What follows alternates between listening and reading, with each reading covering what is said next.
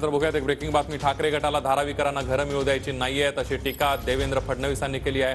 TDR लॉबीच्या भल्यासाठी सुपारी घेऊन मोर्चा काढला जात असल्याची ही टीका फडणवीसांनी केली आहे। उपमुख्यमंत्री देवेंद्र फडणवीस यांनी ठाकरे गटावर जोरदार टीका केली आहे। कितीही मोर्चे निघाले तरी धारावीकरांना घरं देणार। ठाकरे गटाचा उद्या 3 वाजता धारावीवरून अदानींविरोधामध्ये मोर्चा निघतोय।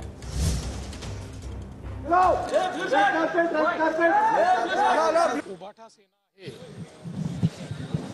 यांना धारावीच्या गरिबांना घरच मिळू द्यायचे नाही